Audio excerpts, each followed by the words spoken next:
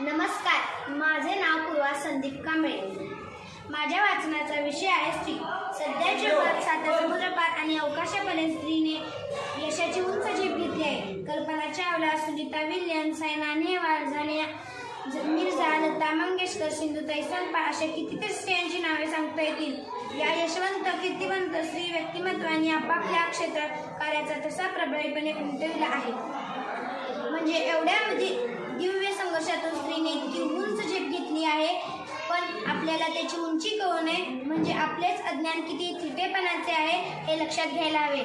शेवटी अशा स्त्री भ्रूण हत्येच्या विरोधात सक्षमपणे लढण्याची जबाबदारी मुख्य 3 घटकांवर आहे. एक म्हणजे हा समाज, आणि समाज म्हटले की आपण सर्वजण झालो. प्रत्येकाने अशा समस्येच्या बाबतीत सजग व जागृत असले पाहिजे. आजूबाजूला घडणाऱ्या घटनांची प्राथमिक स्वरूपात कल्पना येतात आपण याची सत्करता पोलिसांपर्यंत